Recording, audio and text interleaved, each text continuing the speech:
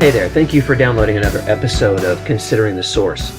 So we're about to start off with the second part of my interview with my friend Adam Gloege.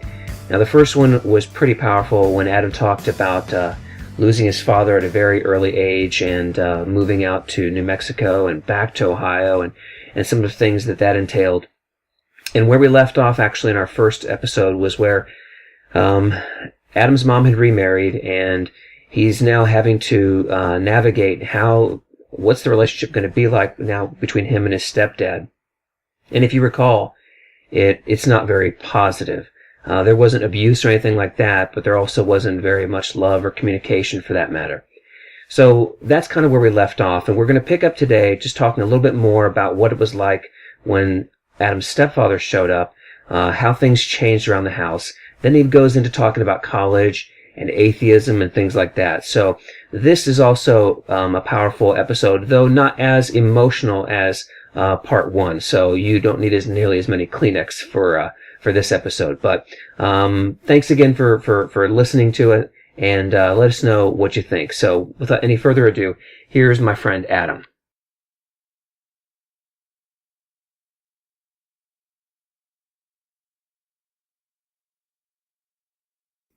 You move out of the house when?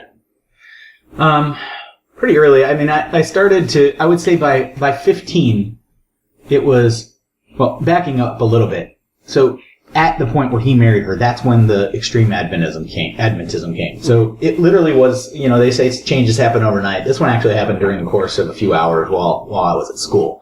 So we went to school and came home to a different house. How so? So the TV was gone. My belts were gone, because, have to wear suspenders. My sister's closet was cleaned out. My mom had gone to the thrift store and bought her, neutral, dark-colored dresses and skirts and replaced all of her other clothes with them. All of our music was gone. Because let me see if I understand something right. Did you guys move into his house or he moved into your house? He moved into ours. He moves into your house. He didn't have a house.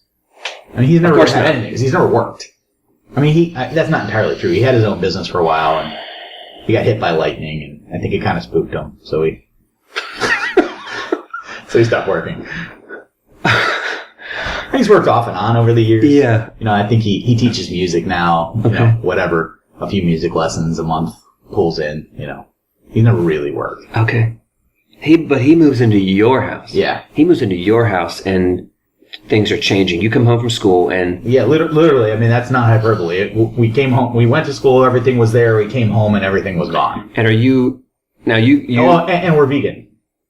And now the refrigerator is cleaned out. There's no more meat. There's no more dairy. No meat, no dairy, no sugar. No, I mean, rip off the Band-Aid. Completely cold turkey on everything. Oh... But it was a good weight loss. I mean, I think I lost like 30 pounds in like 2 months. Yeah, whatever. You had to be angry. I was really angry. I distinctly remember, and this is probably a pretty imbalanced thing to say, but I distinctly remember as a kid, drawing a picture of her husband on a box and throwing my pocket knife at it. Like I was just I was so mad at him. He's the one that's bringing in all these changes. Oh, yeah. And these are huge changes. Yeah. Affecting your entertainment, affecting dress, affecting what you can eat. Yeah, they were big. But what I have to tell you is, for me, I bought into it lock, stock, and barrel. I mean... How did that happen? Because you're throwing knives at a box. So I'm mad at him. Okay. But I'm mad at him more for the way that he treats us than I am for this. So we came home. My sister was really mad at this. For me, I'm a good boy. This is the type of person. I'm not a troublemaker at all. Uh-huh. So I came home and they say all this, and my mom, I'm like, well, what's going on? And she's like, well, I now understand that this is the way God wants us to live, and this is what's right, and so we want to follow what God's will is. And my response is, okay. If you tell me that's what God's will is, then that's what God's will is. But we're putting aside anything about a father's love for his children or providing for his family. Right. We're paying that no attention whatsoever, but we'll focus on these other. And that is, I think that's part of my mom's pathology, right? Her pattern is one of she needs to go from man to man. I've never seen her not be with a man for any period of time. And I'm sure it has everything to do with the instability that she grew up with and what she saw. But my mom has made a lot of really, really, really bad choices that spring from her, what I think is her illness. But at the end of the day, she's really a good person. She's one of the nicest people you'll ever meet. She's sweet. She really loves us. She just did not know how to make good choices. So you somehow are okay with it then. Your sister is not. She was upset because, what was she most upset about? Her clothing? Yeah, she was embarrassed. She had to go to school. She has to wear dresses all the time now. Obviously, she's 14 maybe at this point, and she's made out to, she goes from a normal kid to dressing like the class freak and, instead of taking a bologna sandwich for lunch, taking homemade wheat bread with carob chips on it. It was pretty pretty traumatic. To anyone listening, that is accurate. There's a part of me that thinks that's not even a joke. Oh no, I'm dead serious. Yeah. Because I remember even as a kid, carob chocolate, because it couldn't be milk chocolate. Right. So it's carob chocolate, and I remember breaking out in hives. Yeah. But well, whatever. Yeah. It's just getting a sin out of you. That's all it is. Exactly. Carob is your friend. All right. So, you say you buy in lock, stock, and barrel just because you want to please, or? No, because I believed it. I mean, at this point, I think, I don't know enough about the psychology and what portions of your brain develop at what time, but, at this point, I'm impressionable enough and believe, close enough to my mom, because I don't blame her at all for anything at this point in life. That comes later. So at this point in life, she's the center of my universe. She's the only person that I'm close. My sister's a brat. Her husband's a complete idiot. She's it. She's all I have. So she's the best thing ever. So if she says it's right, then it's right. Yeah. I remember preaching my first sermon at 12, and preaching on the health message, preaching on, if you eat meat, you're going to hell. If you eat, cheese, you can't be directly translated to heaven. Like that. That was when I say I bought in, I bought in fully. Oh my gosh. And this is all at the Brooklyn church. Correct. Okay. I remember you talking about sometimes as a kid, thinking about sin or, keeping sin inventory or... Oh, yeah. What remind me about that. So it's funny you should say that. So this is one of those things where it goes back to that conversation we had where I said, we had very defined rules. And this is the allure, I think, of Adventism, in that there may be an awful lot of rules, but once you know what they are, it's a finite list of do's and don'ts. And once you know what they are, you can manage it. You can figure out the loopholes. You can feel as if you're extremely holy because while there may be 200 rules, you know them and keep them all. Yeah. And then outside of that, you kind of have a little bit of freedom to do whatever you want. So I remember as a teenager, this is 13, 14 years old, probably 13 years old. I remember laying in bed one night and taking an inventory in my head and saying, I can't believe it. I think I'm perfect. I think I have achieved perfection. Because I remember going over the list of all what the do's and don'ts are. And I haven't eaten this, and I haven't drank that, and I haven't done this on the Sabbath, and I haven't spoken in this way. I am pretty sure it had been weeks, maybe even a couple of months since I've sinned. I may actually have achieved perfection. Mm-hmm. And literally believed it. I mean, that's what's so sad about that story is I look back on it as how pathetic I was, and yet believed it. The very thought that I could think that. Right. I can remember very distinctly one time after church, I'm driving home with my grandfather. We would often go to his house after church. And so I remember being in his truck with him on the way back home and having the thought, well, this whole waiting for God to come again, for Jesus to return, the second coming, if I just go home and kill myself, it would be instant. I mean, yeah. I remember thinking that. Very, very crazy thoughts. Yeah. And I remember a more rational thought, if you want to say that. I remember being in the 4th or 5th grade. And I remember, it was like a Friday. And I remember after school, we'd had a killer kickball game. Nice. And I can remember praying that night, Lord, I need you not to come back at least until like Tuesday, because this game is so incredible. So if you could put it off, because I know you're coming, because I hear that you're coming any day now. So if you could just put it off, if you were planning Monday, please, if you could push that back a day. That's awesome. Because these games are so good right now. That's awesome. It's crazy, like a lot of the thoughts that we had. Yeah. And maybe someday we'll look back at ourselves even today and go, I can't believe I thought that. No doubt. When I was, yeah. Anything else that you want to tell me about when you were living there at home? Any other crazy? I mean, I don't know if there's anything all that noteworthy about that. Okay. So you move out when? Yeah, so I move out, I graduated from high school in 2 years. So I graduated when I was 16 and started college right afterwards. So I moved out and went to college when I was around 16. You disgust me. In this capacity, this is where I hate you. Sorry. All right. Buddy. So you go to college, but you're still living at home? No, I was living on campus. Where? Where are you going to school? Akron U.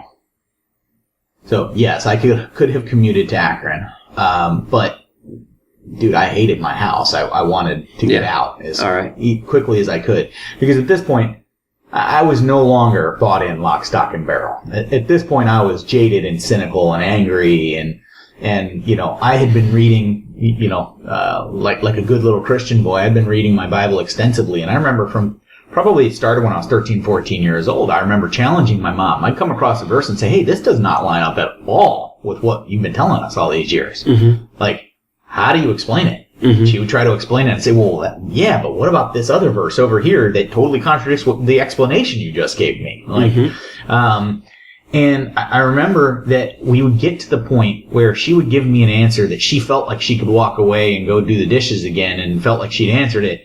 And I remember thinking, that is bull crap. That was not at all a real answer. Like you deflected the question. And that was when I started the cracks began to show in the veneer, where I was like, wow, there's something fundamentally wrong here. And I realized that was actually the point. And so this is probably an important thing and part of the story. It was when I was 14 years old, 15 actually, because this is another one of those salient points where I remember the exact day, what I was wearing, where I was at, what I was doing. I was mowing the lawn. We had a lot of acreage, so I was on a riding lawnmower, mowing the lawn, fall day, wearing a blue jean jacket. And I remember thinking, today is the day that I stop believing in God. Because I hate him. If he is the way I've been taught, he's a monster. Any God who wants you to live according to all these rules, and the second you break them, he wants to send you to hell. And God forbid you let a swear word fly right before you get hit by a stray bullet. You're going to hell because you didn't have a chance to repent. Mm-hmm. If he exists, I hate him. And I'd been thinking that for a while. But I made the decision to believe that he didn't exist because of the inconsistency in the stories my mom and the justification she would give from the Bible. Gotcha. So if what she says is part of what the Bible says, but what I'm saying contradicts it, clearly the Bible's not right in my mind. Mm-hmm. And if the Bible's not right, and God sucks anyway, in my opinion at this time, then it was much easier for me to say he doesn't exist than he does, and he's a monster. So I was 15 years old and said, I now believe that there is no God. Now, of course, I couldn't tell anybody I believed that. I'm terrified to what would that do to my family relationships or whatever. So I never mentioned it. I mean, I don't think anybody ever knew about it until I told Carol after we were already married. Hold on. That you had... That I was an atheist. So you even got married as an atheist. Yeah. But you're going through the motions so that everybody looks at you and thinks this guy's a good Adventist kid. Correct. But in your heart, you don't believe in God, and if he doesn't exist, you hate him. Not at all, yeah. Okay. So I moved out, went to college. I was maybe just turned 17 at that point. And you're living in a dorm. Living in a dorm. With like 18 and 19-year-old kids. Okay, so it's worse, Scott. So I go up there. I don't know anything. If you haven't picked it up by now, I'm as sheltered as it comes. You know, we don't even live in a neighborhood. You know, I was in a school that had 70 kids, kindergarten through 12th grade. So you know, it is as sheltered as it comes. Homeschooled, you know, during portions of my, sure, because even the Christian school was too liberal. Yeah. Right. So I finally graduate. So I remember driving. I've always been very independent. So, you know, my mom, like I said, she was checked out on any areas that wasn't within the scope of the rules that she led by. So, you know, I never had any. Actually, she told me don't pursue a career. She said, you know, just go. You're good with your hands. Go be a carpenter. Okay. Is what she told me. And I'm like, I graduated from high school in 2 years with a 4.0. Do you really think that's my best calling? You know, like. So. I think I might be able to do a little more. Right. So I'm like, yeah, I'm going to go be a surgeon. So I figured I'd go get my undergrad from Akron. So I went out there, and I remember going up to the guidance counselor, and they had 4 or 5 different dorm areas, and they're like, different dorms around the property. And they're like, well, which one do you want to go to? And I don't know the difference. I just seen them on a map and drove by, and I picked the one that was closest to the local diner and the bookstore and the first round of classes I had. And I said, oh, how about this dorm on Brown Street? And the lady's like, Brown Street? I'm like, yeah. It seems conveniently located. She's like, oh, well, you know, these ones over on the other side of campus are nice. You should consider them.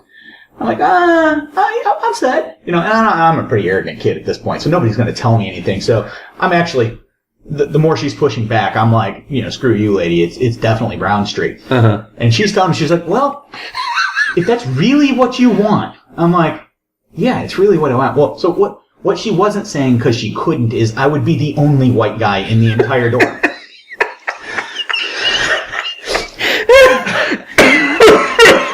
It was called Brown Street for a reason. Oh, no. Oh, it was actually on Brown Street. Okay. Oh, my gosh. Yeah. Oh, my gosh. Yeah. All right, so go ahead. So I move in, and I move into the dorm, and my roommate is already in there. He's at class, you know, with his friends, whatever. I don't know where he's at. I actually never met him once, ever. So I move in, and this guy. So I go. And the first thing, I open the door, and it smells so strong of marijuana that it's just, I mean, like, it wasn't, but you would have thought you opened the door and like a cloud of smoke rolled out, you know? So now, did you know what marijuana smelled like at the time, or? Oh, keep in mind, my dad and uncles were big potheads, so I grew up packing the bowl for them, you know? Okay, okay. Yeah. So I definitely knew what it was. All right. So I'm home. Yeah. So I come, and there is a speaker system in the corner that looks like it will literally, you know, shake the top bunk off the bottom. Right. There is a giant burlap sack with the cannabis leaf on it hanging on the thing, and dude's bong is just sitting on the top of his stereo system. I'm like, this is so not for me. So I turned around and I walked out. I went back to the admission lady, and I said, you know, do you? So tell me again about those other. No, because I'm an idiot. So I tell her, I say, this is not a fit. There's no way that I'm going to be here. She's like, great, we'll find you another one. I'm like, this guy's a total druggie. And she's like, yeah, we'll find you another apartment. I'm like, yeah, but it has to still be in Brown Street. Because I don't know any. I mean, like, I was there for 5 minutes. Like, it was long enough for me to walk in and be like, yeah, peace out. I'm done. You just know you don't want to be in that room. That room. So I end up getting put in with some other kid who, you know, honestly, I don't even remember his name. I mean, we talked like twice ever. Because I was never there. And the reason for it was, it quickly became clear that I was not welcome. Like, you know, I'd walk down the hall and big dudes would shove me into the walls, and you know, notes would be slipped under the door, Whitey go home kind of notes. So, like, I mean, they talk about racism going one way. I understood fully what it was like to be the only guy that didn't fit in. Yeah. That they did not want me there. So. Did you shower with them? No. No. Didn't want to be too humiliated. So I was like, yeah, forget this. This is not going to work. So I commuted. How long were you there? 1 semester. And that was it? And that was it. So you had to move back home? I did. So I moved back home. And at this point, Carol and I were getting to the point where we were already dating. At the point where I was going to Akron, I was 17 and we had started to date at this point. And so after 1 semester, I was burned out from school anyway. And, because I had been put so much effort into graduating that quickly from high school, I was totally burned out. So she was like, oh, I hate that you have to go to class. We could spend the day together, because she wasn't in school. So she's like, we can hang out. And I was like, well, I don't have to go to class. I'll pass it anyway. So I ended up skipping the majority of that first semester, and just hanging out with Carol. This is your freshman year? Yeah. So the first semester you're there. Yep.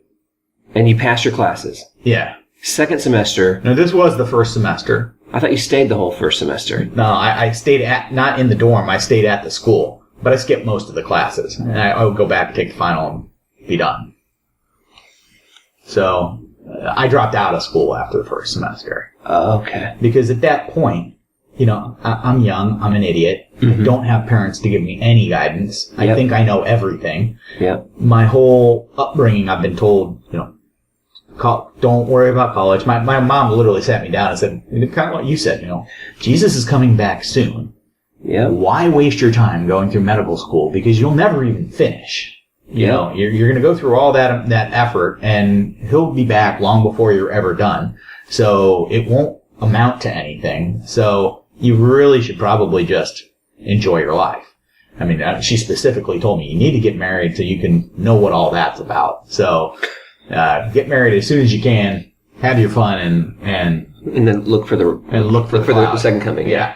So, even though I was not a believer in any of that stuff anymore, I really liked the idea of just enjoying my life. Sure. So I was like, yeah, I'll take that part of the message, no problem. So I dropped out of school.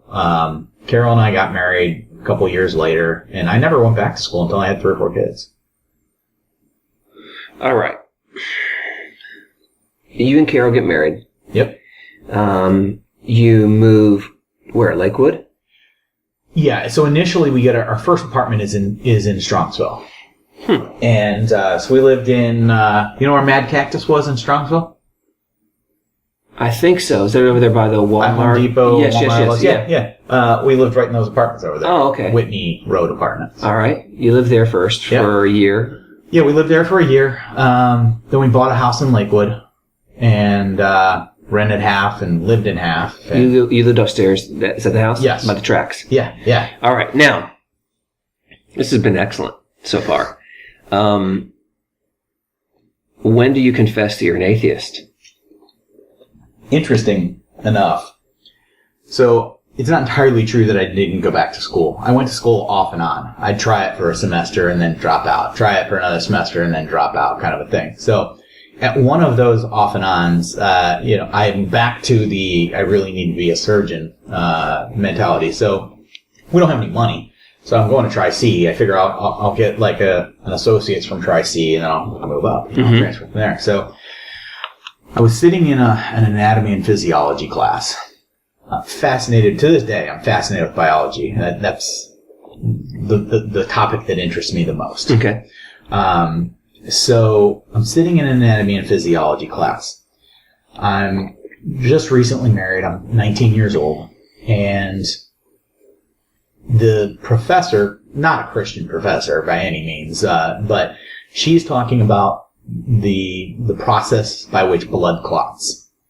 So I don't know what the exact number is, but let's say it's 8 different individual things that have to happen for blood to clot. Okay. So maybe this protein needs to be here, and this other enzyme needs to come in and mate with this protein. And I don't know the process any longer, and it's not really relevant to the story, but essentially she's going through this blood clotting process, and she says She opens the lecture by saying, this is actually one of the most, you think it's simple when you get a scratch and get a scab. It's actually one of the body's very most complex functions.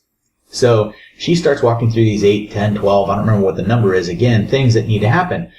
So I remember distinctly raising my hand and saying to her, what if one of those things, even one, doesn't happen? Does it just slow it? Does it not happen as swiftly? What happens? She said, no, actually, they all need to happen or you won't clot at all. Each one of them does something unique to cause the blood to clot. And if it doesn't clot, you're going to bleed out. Right. If it doesn't clot, you will continue to bleed. So at that moment, a realization hits me like a ton of bricks. I'm sitting there, and I'm no mathematician. To this day, I can't do the math on it. But just layman's logic, I'm thinking, all right, so if all of this evolved from a protozoa and some primordial soup, first of all, that's almost too fantastic for me to be intellectually honest and say could happen. But I was willing to accept it as long as I didn't think real hard about it.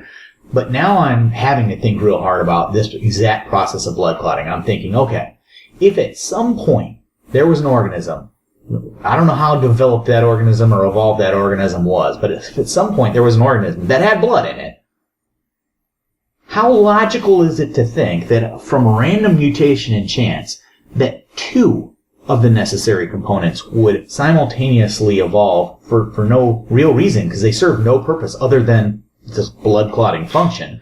That would be far-fetched. 3, more far-fetched. Whatever the actual number was that I don't remember now, 12, I should look it up because it makes the story better, but 12, 8, 10 things that have to happen all at the same time. I have to believe that the statistical probability of these things all evolving randomly without any cause to be the exact components needed all at the same time it's almost impossible to imagine that would have been the case. But it's not just that mathematical probability, because think if it hadn't happened incrementally along the way. You take one organism that has blood in it, that organism gets cut, and it bleeds out and dies. It can no longer create new organisms. Now you got to wait for that whole process to start over again and for it to evolve back to that point. How many trillions of years would it have taken for all of these things? It just, at that point I realized, and I'm sure there's some physicist or mathematician who could say, well, it could happen, but I'm telling you, I could not be convinced that any reasonable thinking person could say that would have been the case. In my mind, I knew at that moment, this was clearly design. And if this is design, it must have a designer. And if it has a designer, that person must be greater than any of us because we can't understand it. And we're only now learning about it, and every day having some new breakthrough on something that's always been there. So clearly that designer has to be infinitely greater than us. And that must be God. And at that point I knew I had to believe in God. And I was pissed. I literally walked out of the class. I was so angry. Like before the class was even over? Oh, she's in the middle of lecture. As soon as she's going through this, I'm thinking all these things. Scott, I am literally ready to rip somebody's face off. I'm so mad. Because it was my Band-Aid on the bullet wound to say God doesn't exist. Because now that I believe he exists, I've got to deal with the fact that I hate him. And that is far harder to deal with than saying he doesn't exist. So now I have to deal with who this guy is. So it was that point that I, kind of began to believe in God. I certainly wasn't converted. I wouldn't say I was a Christian at that point, but I definitely believed in God. Why did you hate him? It goes back to the whole rule-centered living. I mean, if I could boil it down to one point, one common idea, I guess, it would be that God was so hard to please and made it so difficult to make him happy. How could he possibly be good? Because I remember thinking, I don't even really like my sister much. She's great now. Yeah. But at that time, I remember thinking, I don't even like my sister much. Frankly, I don't have a whole lot of use for her. But I want to make her happy. I still want her to live happily, and I still try to avoid the things that piss her off because I want her to be happy. So if I, who don't even really like my sister all that much, am in a position to want her to please her, to want her to be happy, and those sort of things, why can't God, who's supposed to be my father, who's supposed to love me, want the same thing? Clearly, he's not a good guy. And clearly, he's looking for the first opportunity to, there's so many things that'll send you to hell. He must want us to go there. I mean, it's basically, I almost looked at him as the sort of guy like the mastermind evil guy who sets all these pitfalls up and watches from afar to see you fall into the traps. Very sadistic. Yeah. How do you love a guy like that? Did you blame him for your dad? I didn't. I can truly say I never really did. I blamed him for being the type of God that he was, that I was raised to understand. And then, when I finally started to discover the type of God he really is, that he's not like that at all. When I really was converted and really started to understand how God is love and how he really does care for us and all these things, at that point, I still had all that anger. Now I wasn't mad at him anymore. Now I was mad at my mom. Like, how could you possibly have made us believe this way? How could you ruin our whole childhood by a belief set that's so damaging? By a religion that's so damaging? By staying with this guy who is so emotionally abusive, and just such a terrible person. So my anger turned towards her. And I'm not going to lie, it took the better part of 20 years to get to a spot, and I'm still not 100% where I could be. But to get to a spot where I was willing to say she did her best, and she just is a very flawed individual. Okay.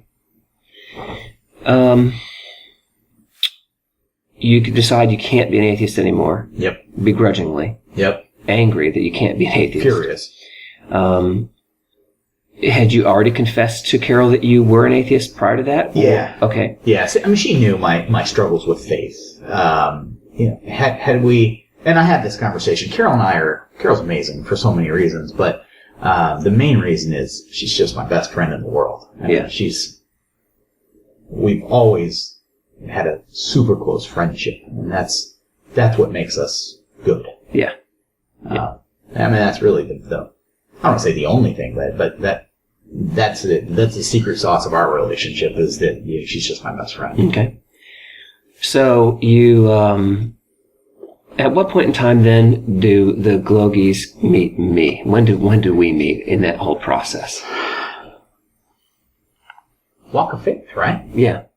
So I don't remember how you got involved in Walk of Faith. I mean, you were there from the beginning too, were you not? How did you meet Kevin? Okay, so to the listeners, this is now at the point where Adam and I actually did meet, and we met. So in Adventism, you have a lot of your regular stand-up churches, brick and mortar churches, and living in Ohio, Adventism is built into conferences. And so there's this conference, and they told this pastor that they wanted to come into Cleveland and build an actual church, because they're in the city of Cleveland, which is still striking. I remember him saying that in the city of Cleveland proper, there was no Adventist church. They were in Lakewood and Brooklyn, but in Cleveland itself. So he had been tasked with building that church. And so the way he was going to do that was come up here and meet people. And ultimately, he was accused of sheep stealing. And ultimately, that is, in fact, what he did. Yeah. But not in a negative way. Anytime you're going to plant a church, you're going to have that. So, yeah. So I can recall, and again, to the listener, the Adventist community and culture is very small. Mm-hmm. It is very close knit. Everybody kind of knows everybody, and if you don't know them directly, you know somebody. I hadn't been in Cleveland very long. I'd been in Cleveland maybe 4 or 5 years at that point in time. So even at that point in time, I'd not met you before. I think I knew like Donnie. Yeah. And Donnie was a mutual friend of ours, and Donnie was actually the one who said, "There's this guy coming into town, and he wants to have this meeting with us. He's going to be planning a church, and he's going to meet at your mother-in-law's house." And I was already involved in a church out on the east side, and that was fine for me. But I was like, all right, I'll go hear what they have to say. So I can remember very much coming in there, and at the same time, the Adventist in me was very, very leery. Because I didn't, as an Adventist, you're trained to be very, very, careful about what is being preached. And you have to listen very, very closely to what they're saying. And you also want to ask a lot of very, very clear questions so you can find out really what they believe. Mm-hmm. Because there's a lot of, wolves in sheep clothing. And so when I met Kevin for the first time, that was how I viewed it. I'm like, all I can say is I remember the room, it somehow seemed dark. Like, not like in some metaphysical way, but like it was actually just a dimly lit room. Right. Which added like to this ominous tone. And so I'm like, I walked in a real skeptical. I don't know what this guy's selling. And were you at that meeting?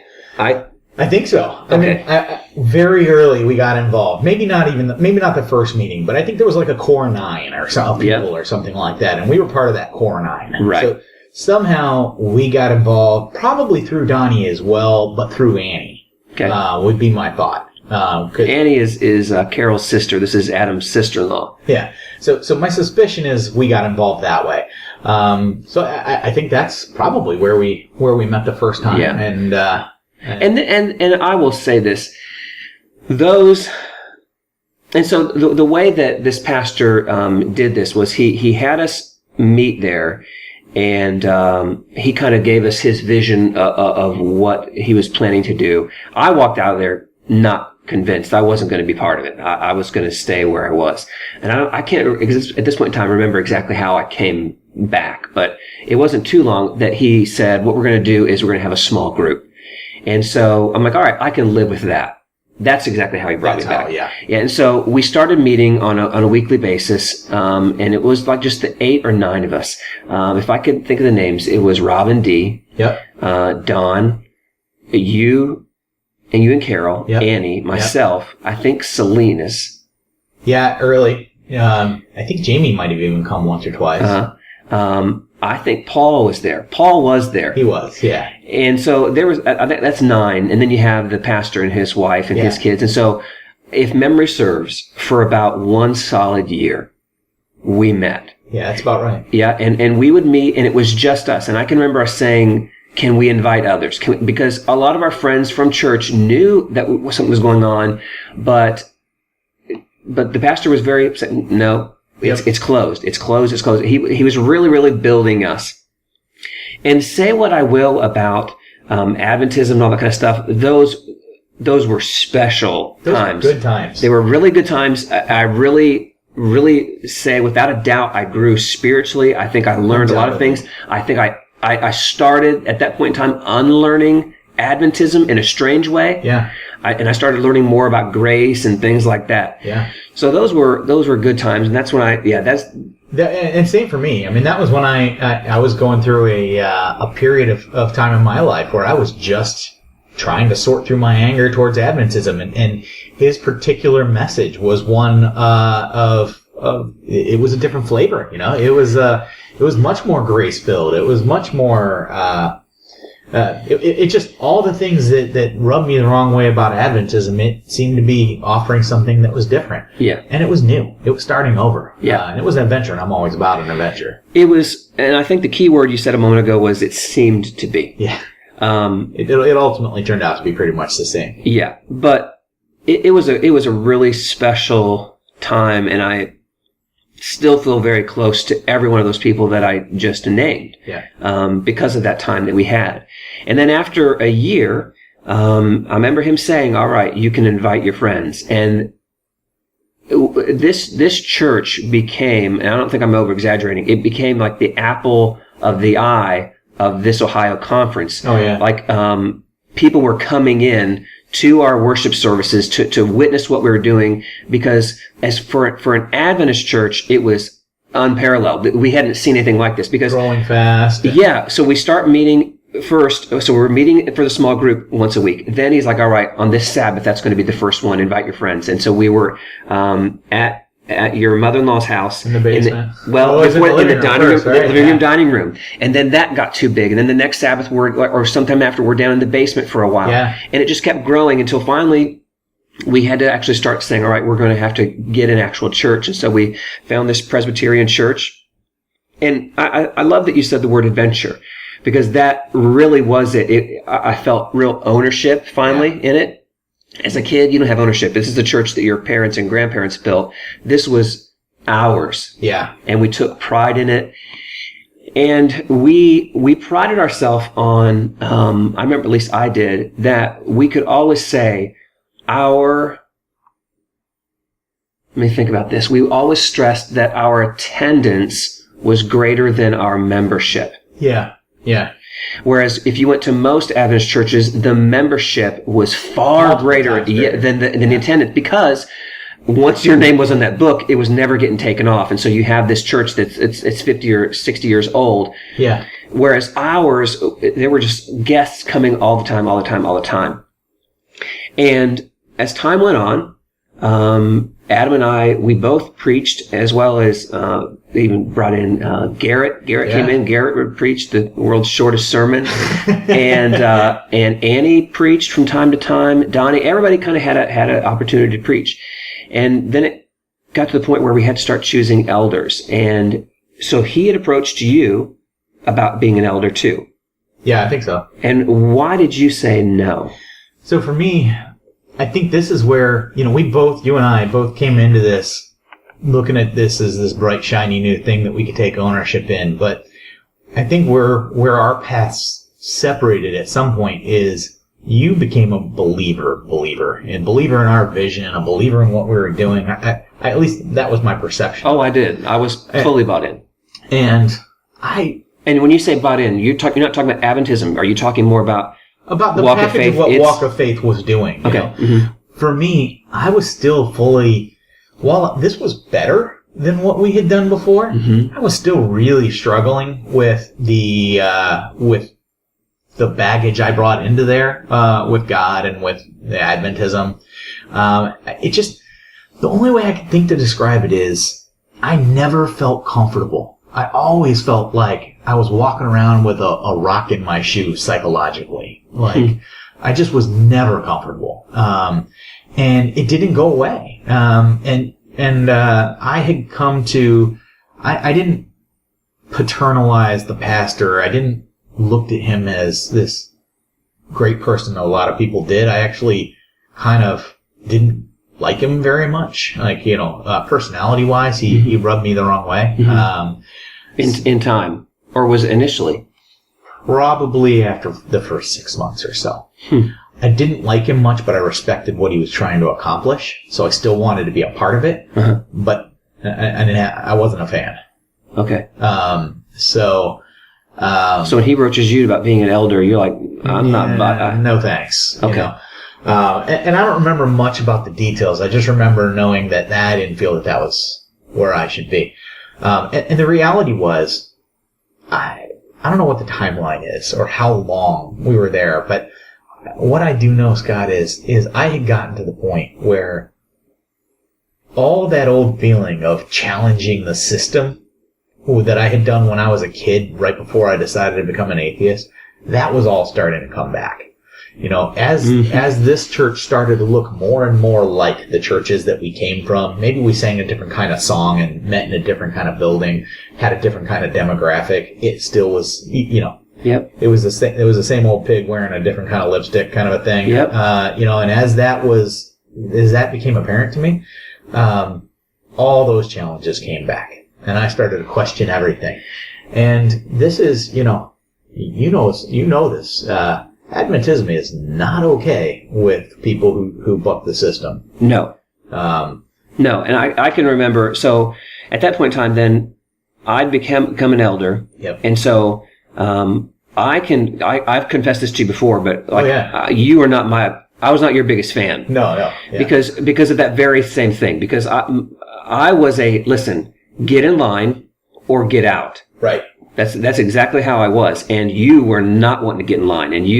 And also, I viewed this pastor in probably an unhealthy way. Mm-hmm. Because it was more than respect. There was, and not romantic love. I really loved this man. Yeah, it was a very paternal. Yeah, it really, really was. My dad, my stepfather, he and my relationship, he's a loving guy, but I don't know how it happened, but this guy kind of became like a father to me. Yeah. And I was his number one man. Oh, yeah. It was Kevin and then it was me. And so if whatever annoyed him, it's going to annoy me too. Exactly. I was going to take anything that he didn't like, and I didn't like it either. Yep. And I really wanted to please him a lot of the time. And so you were one of those things, because whether it be the stuff that you're questioning, or I can just remember having conversations about him not appreciating the life choices that you were making about work or whatever. And I'm like, yeah, you're right. What an idiot he is. Yeah. And so now we move forward to a point where all of a sudden, we won't even get into that at this point in time, but we had this whole issue of church discipline against one of the members of the church. And it was this real dividing line in the church. Now, in the end, I would say that, when the decisions were made to discipline her, I think you guys were like the only family that left, if I remember. Yeah. So what happened was, I am never one to leave over an instance. Understood.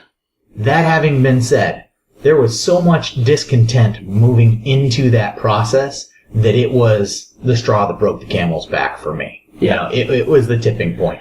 So once we were in the meeting, and I distinctly remember this, actually, I think it was in that meeting or maybe in the service after that meeting, but where the decision had been made to treat this person however the church decided to do it, and I disagreed, that I turned to Carol and I said, we're leaving. And she said, well, what are you talking about? I said, no, we're leaving. She's like, right now? I'm like, yes, right now. And we were having a prayer or something over her. During the prayer. Yes. I said, grab the baby, because there was a carrier. I said, grab the baby. We're done. We're out of here. And we left and we never came back. I can remember. And so, that was a powerful time. And I wasn't going to move. I was convicted of what I was convicted of, as you were convicted of as you were. And we still, to this day, may still view it differently. I don't Frankly, know. I'm probably lying much closer to where you fell at that time now. Oh, good. You've seen the light. All right. Yeah. So, but I can remember, so in Adventism, you don't have Sunday school. You had Sabbath school. Right. And, I remember being in Sabbath school, and the rumor had already gotten back that you guys had started going to a Sunday church. And I can remember praying for you and your family with tears, dude. Our salvation. Yeah, because your salvation was on the line. I remember children. Yeah. Oh God, the children. And I don't know if you remember, but I remember calling Carol. I would talk to Carol because I wasn't going to talk. I wasn't going to try to wrestle with you. Right. Because intellectually, I was going to get my butt beat, and I wasn't about to do that. But Carol, I could probably hang with her. But I would have these conversations with her, trying to talk to her about it or whatever. But I don't remember that. She probably didn't tell you. She probably didn't. She probably didn't. Yeah. But I remember having those conversations.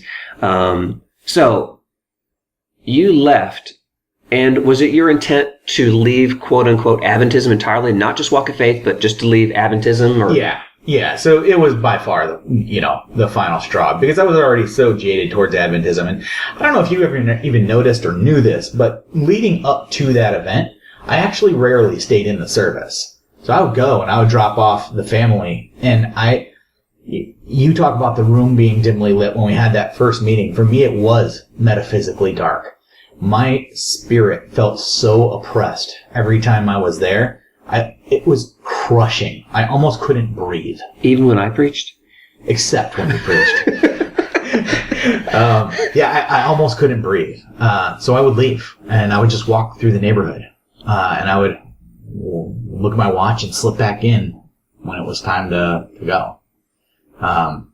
There's many weeks where I remember doing that. I just walk out because I physically could not be there. And it was after that point I knew it was over. I was not going to be going back to an Adventist church. Did anybody reach out to you and try to pull you back? No. Never got a phone call from the pastor? No. He was glad to see me go. What about your family, like the mother-in-law? And that was hard.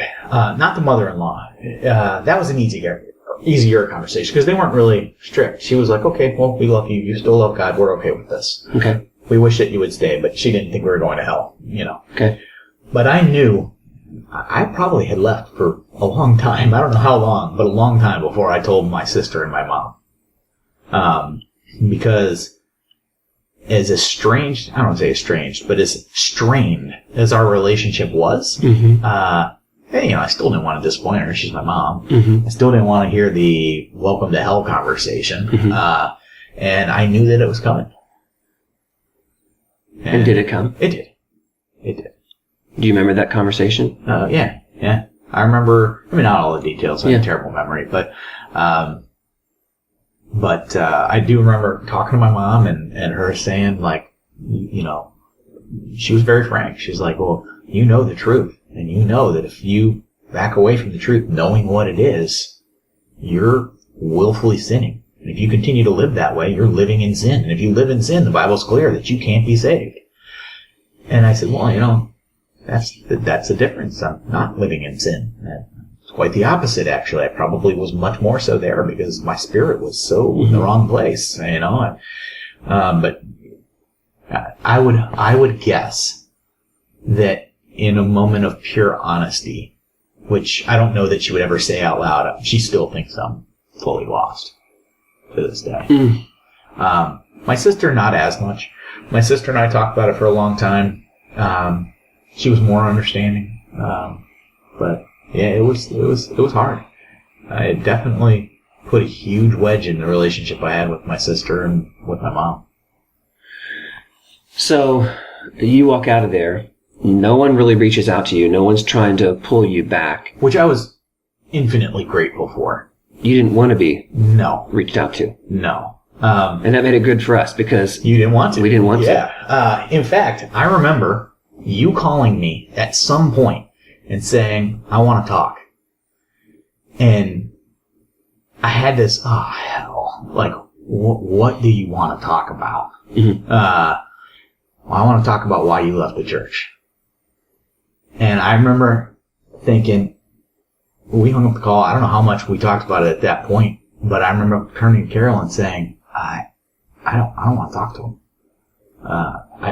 I have no interest in going back, and I don't want to waste an afternoon talking about all the reasons why I'm never going back to Adventism. Because in my mind, there is no possible way on earth that you could want anything other than to be somebody telling me why I need to come back to Adventism. So, for me, that was you were the only person who really kind of reached out, Piper a little bit.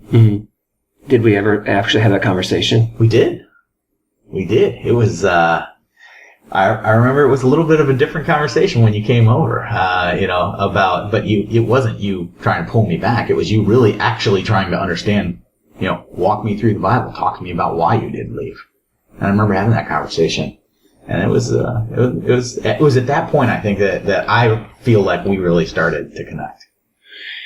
So, we're going to tell a little bit, I guess, of our story then. Sure. At this point in time, because this is where all of a sudden our paths really start crossing. So, I can't remember exactly how long it had been that you were gone. Yeah. But, my kind of stepping out of Adventism happened like this.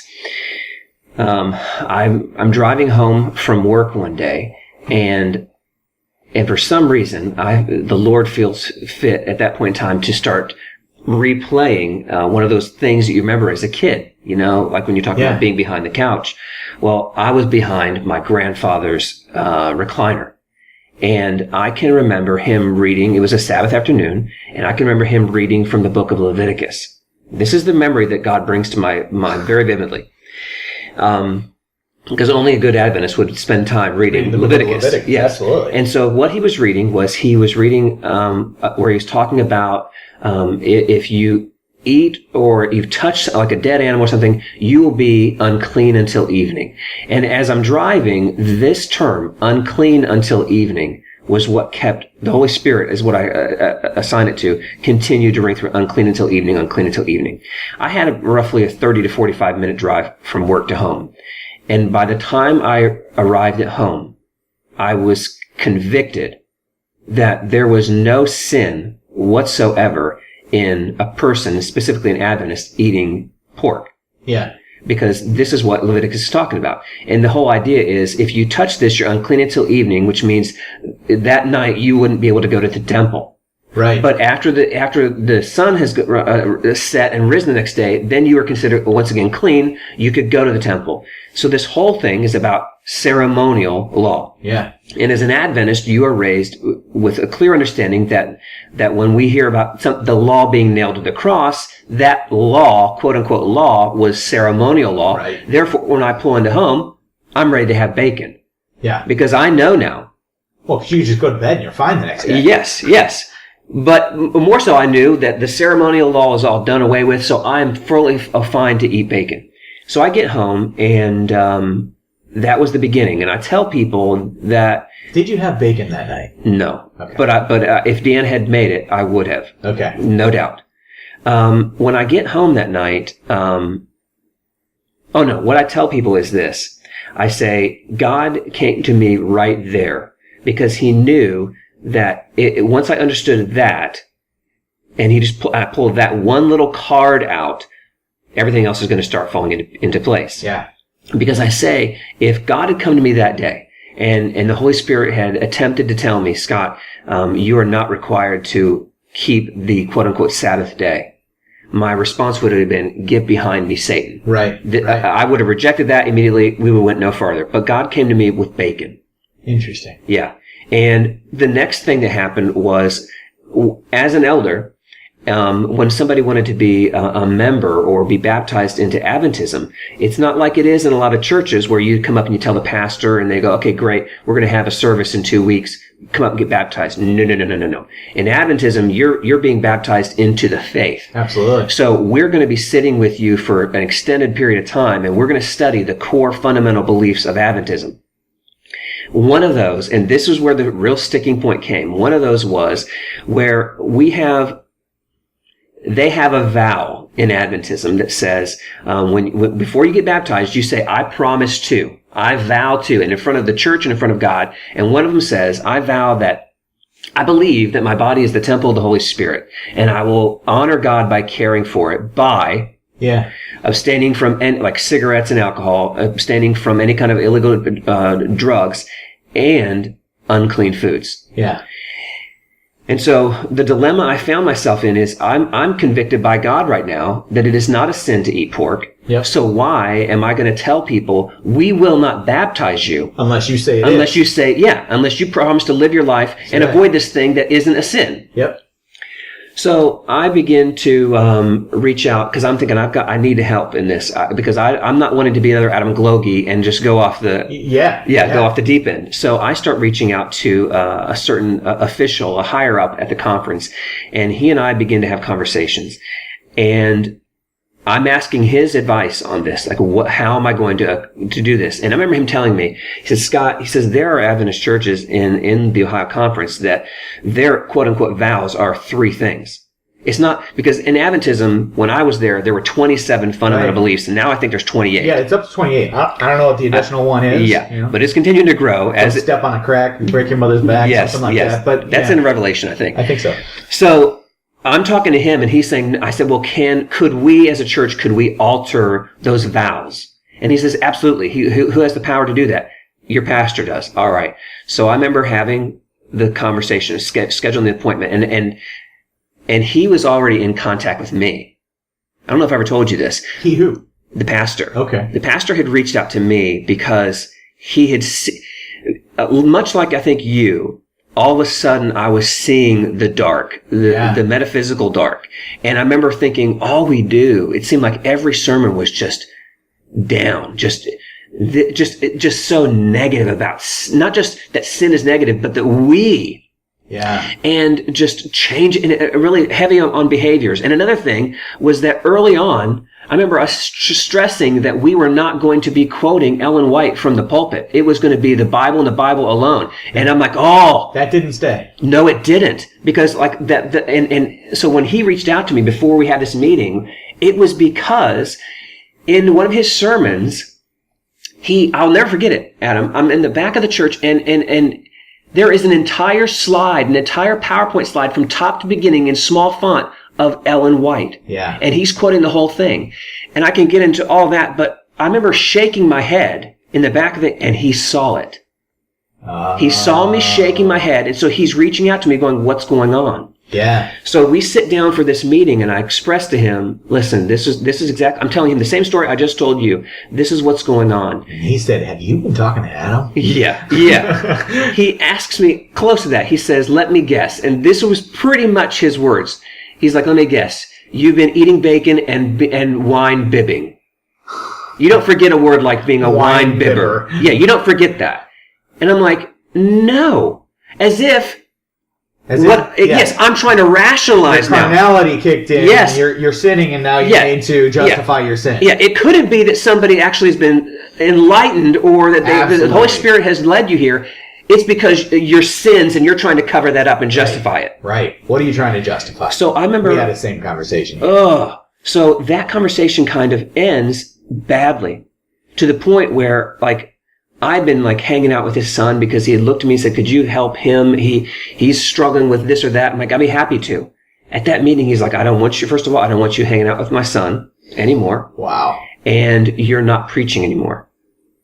And I remember walking out of his house and getting in the car and feeling like you were disowned. Yeah. I just fell apart and I drive away and thinking, what have I done? What did I just say? What did I just commit to? Did I walk away from this church? It was still all gray. What just happened? I meet up with, I actually call the conference guy back, and he's like, you need to take a break, and you need to call him. Because ultimately, what I said to him in that meeting was, can we massage this one single solitary vow? Yeah. That's all I wanted. An issue of the Sabbath or state of the dead or none of, because those weren't even in question. Right. I was simply wanted to say, can we make it say, I believe that the body is the temple of the Holy Spirit, and I'll care for it. And then I said, and then we can and I said to him, can we then let the Holy Spirit guide them on what that detail is? And he said, no. And I referenced you, Adam. Yeah. I referenced you because I was a legalist. I was maybe more of a moderate or a liberal legalist, but Adam, sinner that he is, he would always wear that gold necklace. Yeah. Okay? And in Adventism, can't do that. You're not wearing jewelry. And so I remember myself and Paul going to Kevin on his front porch and saying, listen, because Paul really had a problem with it. And we said, listen, and I think Paul's point was, when are you going to do something about Gloege's necklace? That was really what it is, because this thing needs hilarious. to go. All right? Yeah. And his response was the best response. It was a truly godly response. He said, it's not my job to do that, to tell him that he needs to take that off. The Holy Spirit will convict him if that needs to be. Yeah. So here we are in this meeting, and I said, can this not be the same thing? Yeah. It's just like the Holy Spirit can convict somebody if it's wrong to wear jewelry. Can he not convict them that it's wrong to eat pork? No. We have to. That wasn't his answer, but that's ultimately the answer. Yeah. He's not saying the words, but I know at the end of the day, we're not going to allow this one to be ruled by the Holy Spirit. So he and I had one other meeting. The conference guy says you should meet one more time, cool down, and try to talk. We had that other meeting, and it wasn't heated. It was positive because my whole goal was to stay. I mean, I had helped build this church. Did he back away from the No. You are the pariah now stance? No. Well, it went like this. I said, can we budge on this? Because that's all I'm saying. Kevin, this is the only thing that I need to change. Because nothing else was on the table. Yeah. And he says, it's staying as it's written. And I said, okay. And so the ball was totally in my court, whether I'm going to stay or whether I'm going to go. And I'm telling you right now, I was staying. Because I remember, as we're leaving, the joke I made that he laughed at was, so I'll preach this weekend, and that's the joke. Because I knew full well You're not. I was never going to preach again. I knew that I would.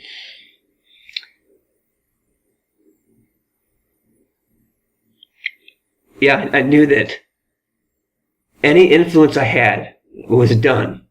Yeah. And the thing I loved the most was to preach and to do that, and it was done. So I think that when I walked out of there, I wanted to believe that it was going to be okay. Yeah.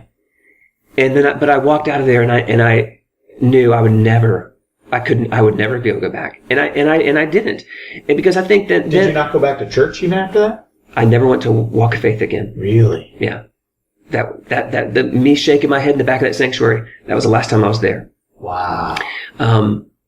Because then I started thinking, because again, understand something, Adventism is never on the table here.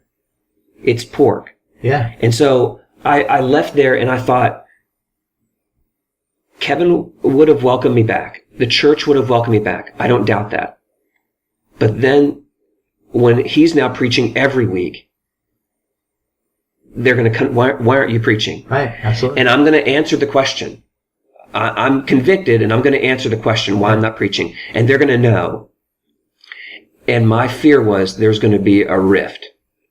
Yeah. That I knew that I knew I was a positive influence. Right. And I knew that I wasn't asking so much. Well, the reality was, you I don't know if you've ever looked at it this way, but the reality was, in the minds of the majority of people there, you were the pastor.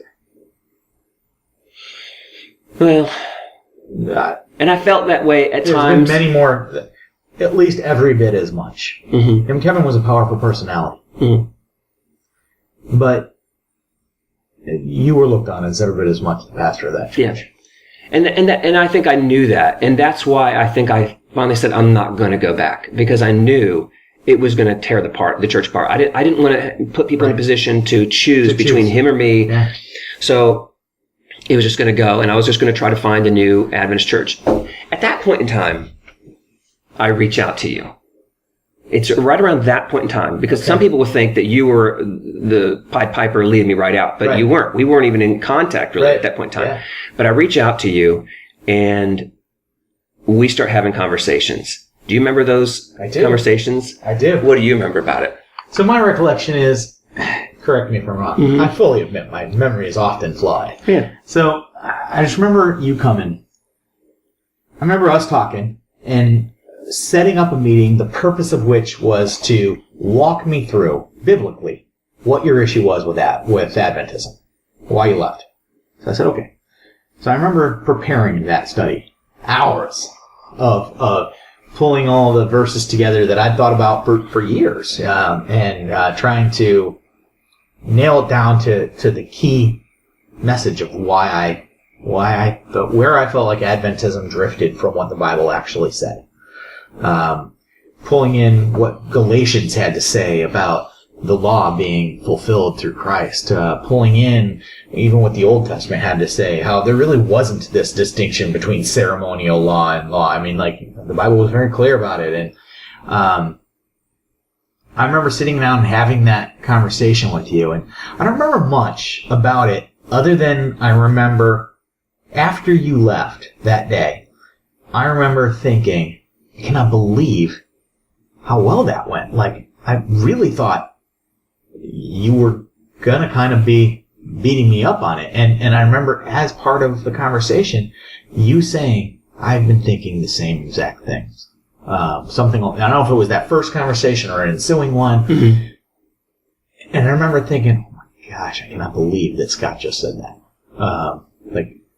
I didn't think that would ever be the case. Yeah. I just thought you were sold out, man. I mean, I was a company man. You were the leader of the force, as far as I was concerned.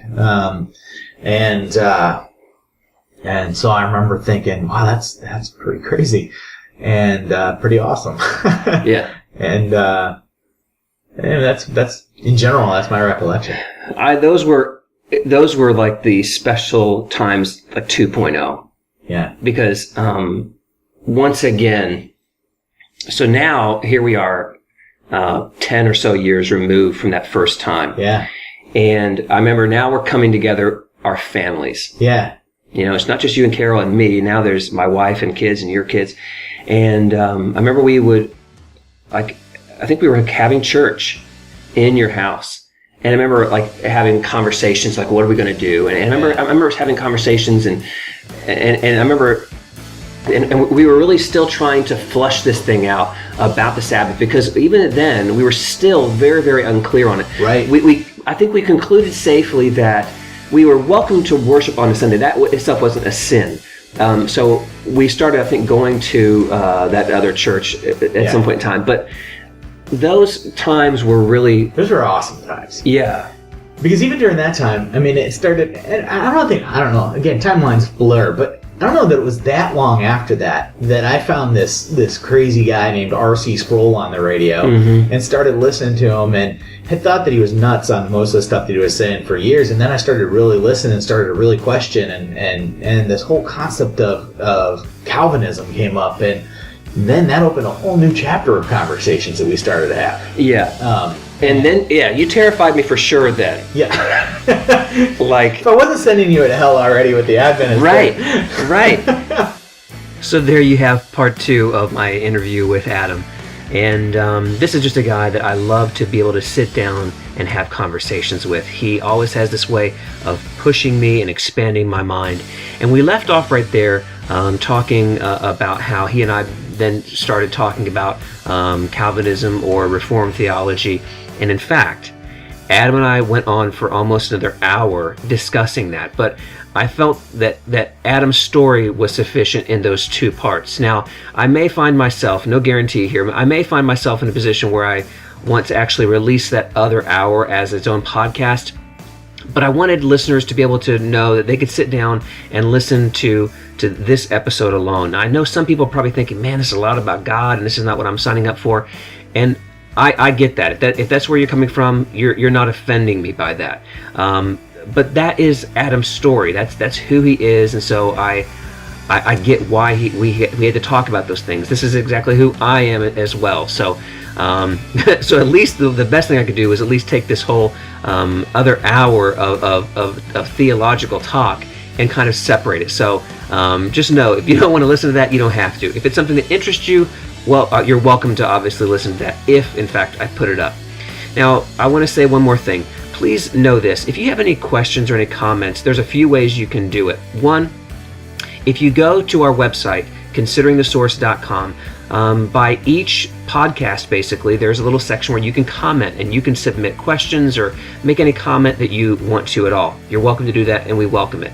Another thing you can do is you could also send in your email to scott@consideringthesource.com. Those will come directly to me, and I can answer those, and I appreciate any kind of feedback, positive or negative. If you think something needs to change, then let me know. Guys, thank you so much. Please let your friends know that this podcast is out there, and that you're inspired by it. You think it's cool. It's changing the way you view people. It's making you realize something. Anything like that. Let somebody know, and let us know. So don't forget, everybody has a story.